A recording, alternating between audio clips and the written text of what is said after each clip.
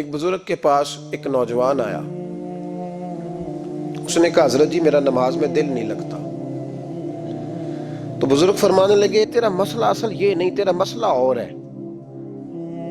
نے کہا حضور سمجھا دیں. تو وہ فرمانے لگے کچھ بندے ایسے ہیں جو تمہیں ٹیلی فون کرتے ہیں اور تم ان کا فون نہیں اٹھاتے، اور کچھ ایسے ہیں جن کو تم دن میں خود 3 دفعہ فون کر کے حال پوچھتے ہو.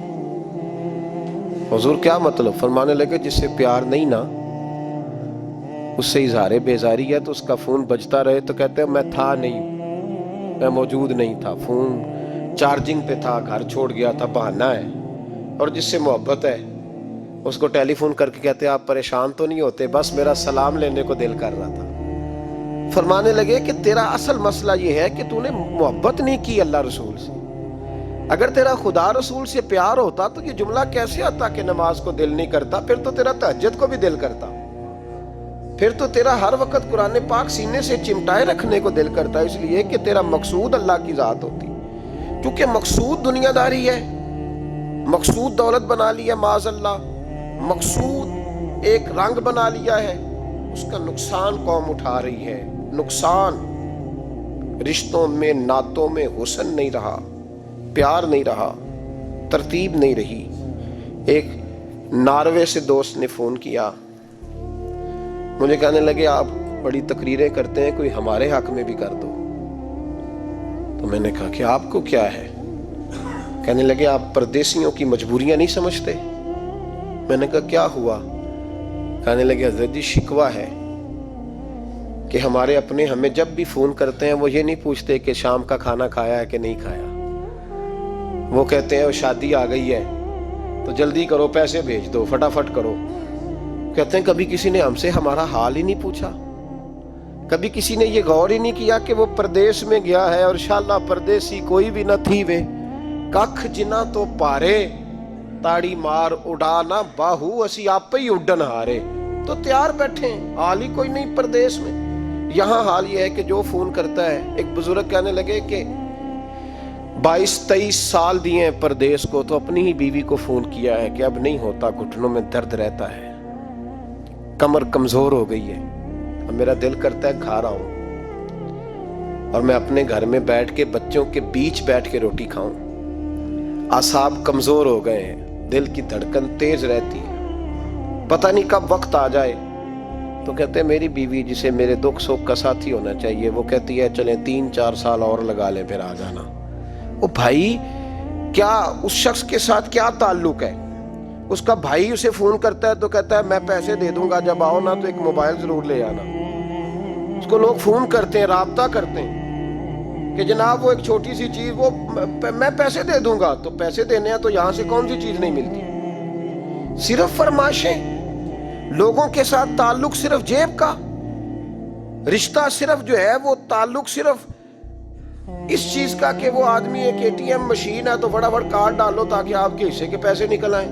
یہ مزاج اس نے نقصان کیا ہے، دراڑیں پڑ گئی ہیں، حالات بگڑ گئے ہیں.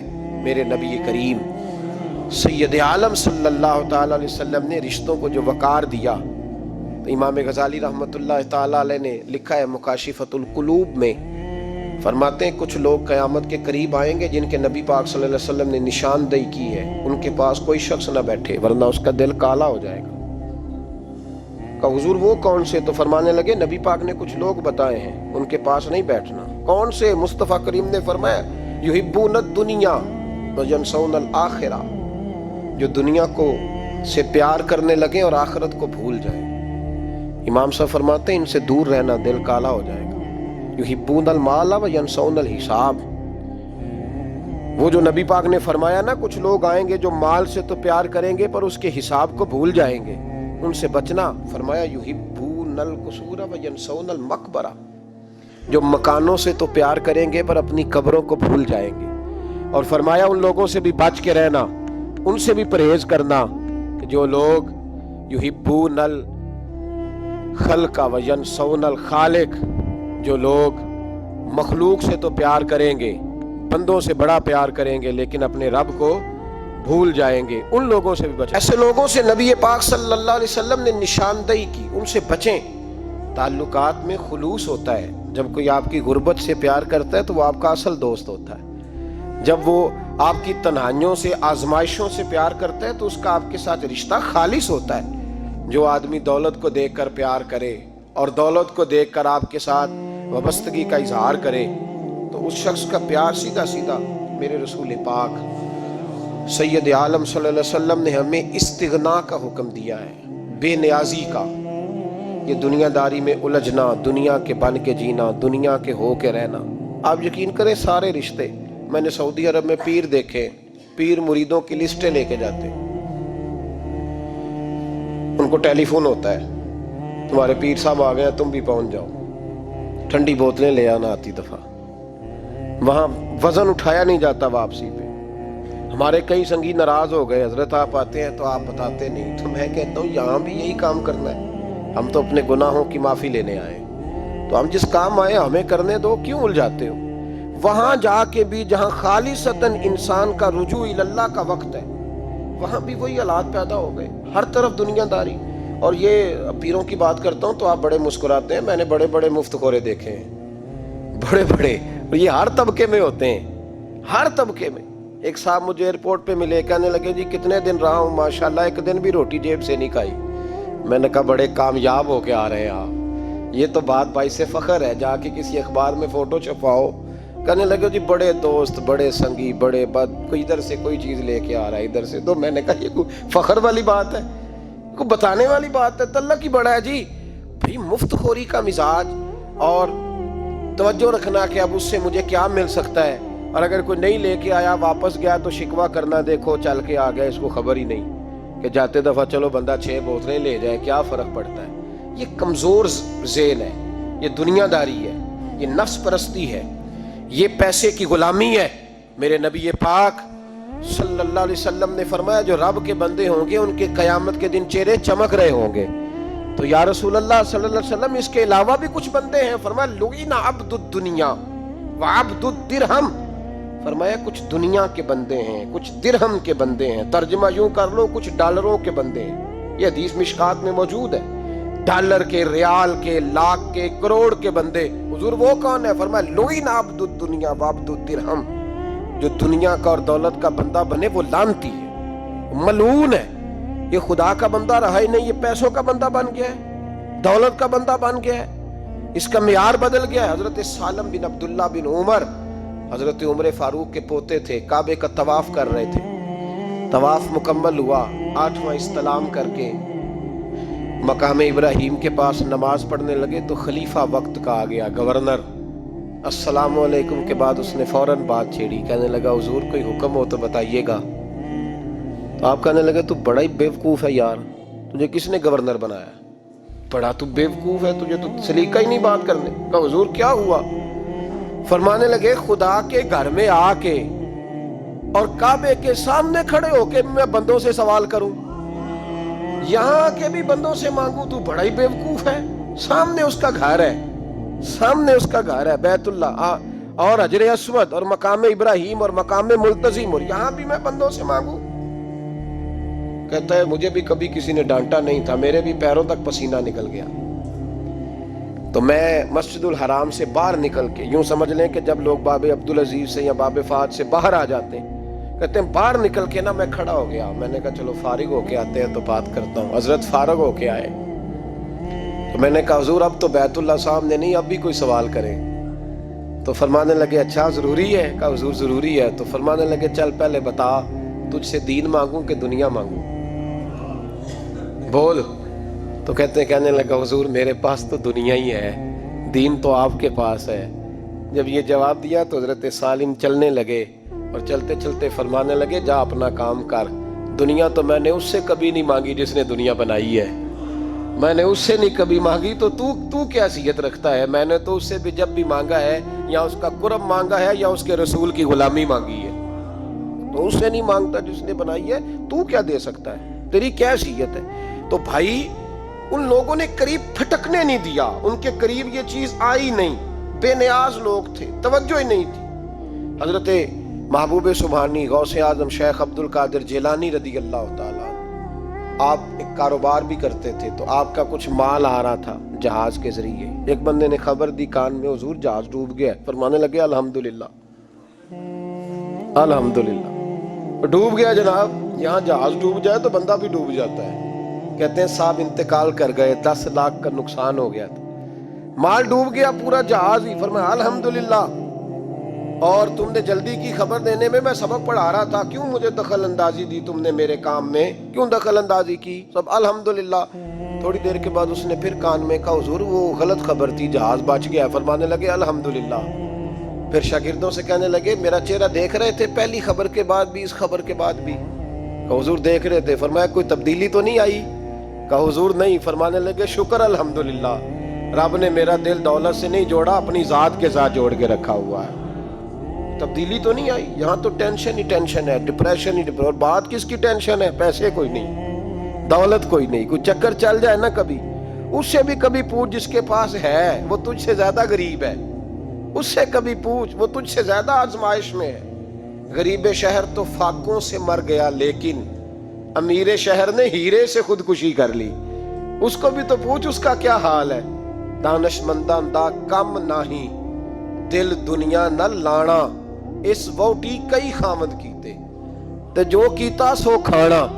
یہ تو کام ہے اس کا، بڑے آئے بڑے چلے گئے، بڑے آئے بڑے نکل گئے، توجہ ہی نہیں، مزاج ہی نہیں۔ حضرت مولا علی شیر خدا، علی المرتضی، امام الاولیاء، صاحب صدق و صفا، داماد مصطفیٰ صلی اللہ علیہ وسلم، اسد اللہ، حضرت علی شیر خدا رضی اللہ تعالیٰ عنہ کوفے کے چوک میں کھڑے تھے تو کہہ رہے تھے یار میری نہ طامت پرانی ہو گئی ہے، یہ میں نے زرہ بیچنی ہے، کوئی بندہ مجھ سے خرید لو تاکہ میں نئی طامت لے لوں۔ تو ایک بندہ کان میں کہنے لگا حضور طامت کے پیسے بھی نہیں۔ فرمانے لگے پیسوں کو چھوڑ، علی کا سینہ دیکھ، اللہ نے ایمان کی دولت سے بھرا ہوا ہے۔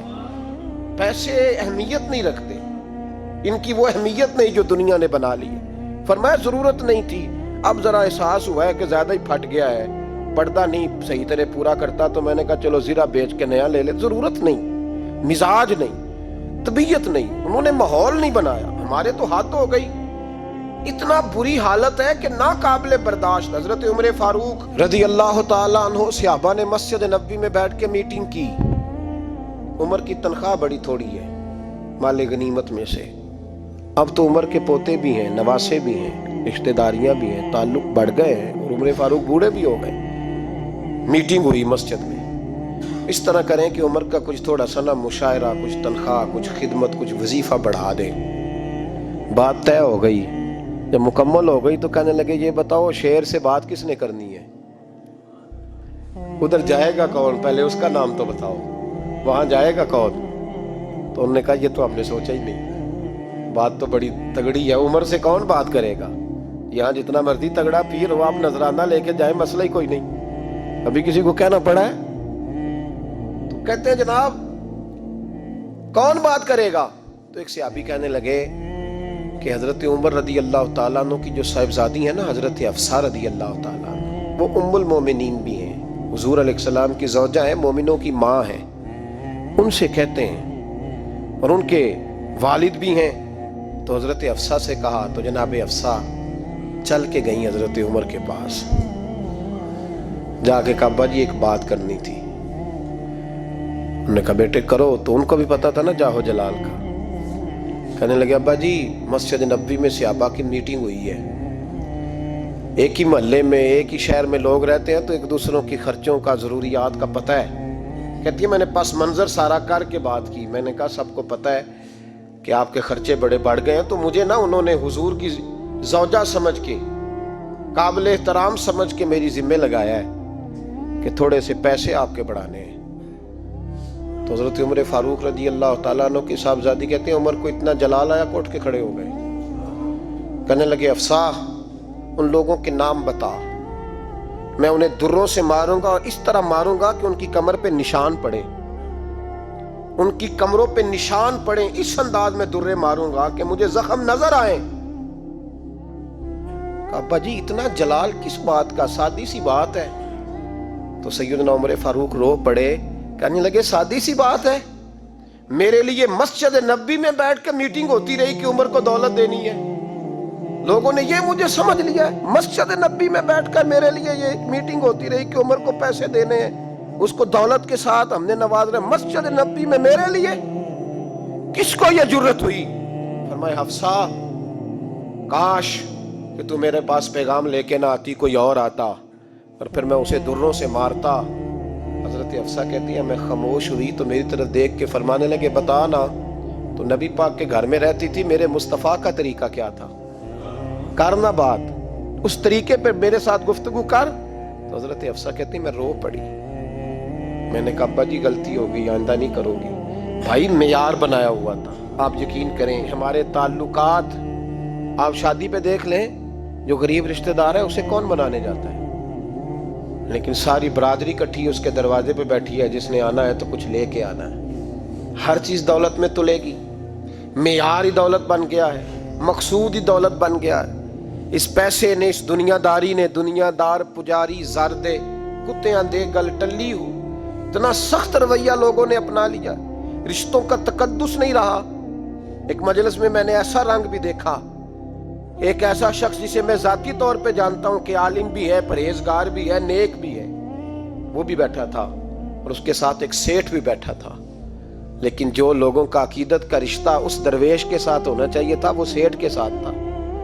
تو میں غور کر رہا تھا کہ یار قوم کا ذہن کس طرح کا ہو گیا, صرف اس کے ہاتھ میں پیسے, صرف دولت مند ہے. اس آدمی کی درویشی بھی گئی, علم بھی گیا, تقویٰ بھی گیا, صرف پیسے نہیں ہے اس کے پاس, تو وہ کونے میں لگا ہوا ہے اور اس سے لوگ بچ بچ کے سلام. اور میں کہا کرتا ہوں عقیدت کا پتہ چلتا ہی تب ہے جب اجتماع ہوتا ہے.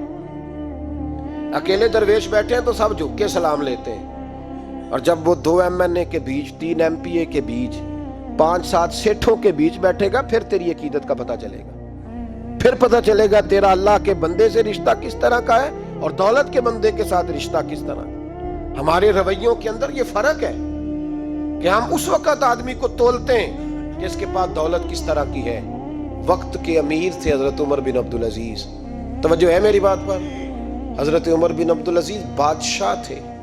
اب ہم لوگوں نے بھی بچوں کا بہانہ لگایا ہوا ہے نا, بس جی وہ میں چاہتا ہوں بچوں کا کچھ بن جائے, تو بچے بالغ ہو گئے تو کرا نہ رجسٹریاں ان کے نام, فارغ ہو جاؤ, آ جاؤ مسجد میں چھوڑو. لیکن پھر بھی کنجیاں دینے کو دل نہیں کرتا, پھر بھی بابا جی کی پیالیوں سے مرنے کے بعد پیسے نکلتے ہیں, پھر بھی ان کے تکیے کے بیچ سے بھی کچھ وہ نوٹ نکل آتے ہیں جو اب چلتے بھی نہیں. گزر گیا زمانہ, یہ لگتے ہی نہیں. بزرگ ناراض نہ ہو جائیں, لیکن جو بات کر رہا ہوں بہرحال اس کے پیچھے کچھ پس منظر ہے. یہ بھی بہانہ ہے. بینک بیلنس اپنے نام, زمین جائیداد ساری اپنے نام, اور کمائی کس کے لیے کر رہا ہے؟ بچوں کے لیے. نام کس کا لے رہا ہے؟ بچوں کا. یہ کس طرح کا بچوں؟ بہانہ نہ لگاؤ, صاف کہو کہ اپنے لیے کما رہا ہوں, صاف کہو. کیوں بچوں کا نام لیتے ہو جب ہر چیز کی کنجی تو رکھی ہوئی ہے باندھ کے اپنے ساتھ؟ حضرت عمر بن عبدالعزیز بادشاہ تھے. آواز دی, گھر میں بیٹھے, بیٹی پانی کا پیالہ تو لاؤ. بیٹی خاموش ہو گئی. ساتھ والا کمرہ بیٹی کا. پھر آواز دی, بیٹے سن رہی ہو؟ کہ ابا جی سن رہی ہوں, پانی کا پیالہ دینا. بیٹی خاموش ہو گئی. تیسری آواز دی تو زوجہ پانی لے کے آ گئی. میں کہا حضور پانی. حضرت عمر بن عبدالعزیز کو غصہ آیا, کہنے لگے بچے کس لیے ہیں, وہ خود کیوں نہیں آئی؟ اب اتنی نافرمان ہو گئی ہے کہ ایک پیالہ پانی کا باپ کو نہیں دے سکتی, کیوں نہیں آئی؟ تو زوجہ کہنے لگی چلیں درگزر کریں. اس نے کہا ابا کو نہیں بتانا, پی لے. کیوں نہیں بتانا؟ بتاؤ کیوں نہیں آئی؟ میں نے اس کو پکارا تھا, تمہیں پکارتا تو تم آتی, تمہیں بتانا پڑے گا. جب بات ذرا آگے بڑھی تو ماں تھی نا, بات بیٹی کی تھی, تو اماں رو پڑی, آنکھوں میں آنسو آئے. کہا کیوں روئی ہو؟ کہنے لگی بیٹی کا پجامہ پھٹ گیا, دوسرا ہے نہیں, اور آپ لے کے بھی نہیں دیتے. کمرے میں بیٹھ کے تو پجامہ سی رہی ہے, تو کہہ رہی تھی ابا کو بتانا نا, انہیں تکلیف ہوگی. تو وہ اس کے پاس دوسرا ہوتا تو آ جاتی, ایک ہی تھا, تو اس لیے نہیں آئی. حضرت عمر بن عبدالعزیز اٹھے, سر سجدے میں رکھا, کہنے لگے یا اللہ تیرا شکر ہے, تو نے میرے بچوں کو بقدر ضرورت روزی عطا فرمائی ہے. یا اللہ تیرا شکر ہے. ایک روایت میں نے پڑھی, کلیجہ منہ کو آیا, मुस्तफ़ा करीम बैठे थे तो सैयदा आयशा सिद्दीक़ा रदी अल्लाह ताला ने अर्ज़ की, या रसूल अल्लाह सल्लल्लाहु अलैहि वसल्लम, वो देखें सैयदा फ़ातिमा आ गई हैं, वो देखें बीबी साहिबा बगैर बताए आ गई। हज़रत फ़ातिमा ज़हरा आई, हुज़ूर ने फरमाया फ़ातिमा बगैर इत्तला के। हुज़ूर छोटा सा काम था, कैसे आई हो? तो बीबी साहिबा ने ना, औरतों का पल्लू होता है ना चादर का, पल्लू खोला तो एक रोटी बंधी हुई थी, एक रोटी चादर में।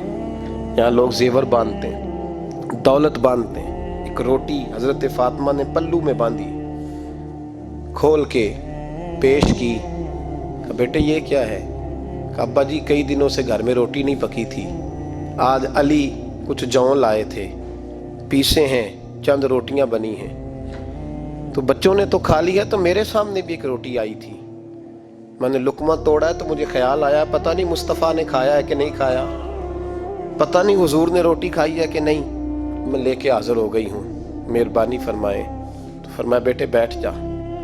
हज़रत फ़ातिमा भी बैठ गई, सैयदा आयशा कहती हुजूर भी बैठ गए। फरमाया फ़ातिमा कितने दिनों से नहीं खाया? अर्ज़ की हुजूर 3 दिन से। फरमाया बेटे मैंने 5 दिन से नहीं खाया, आ जा।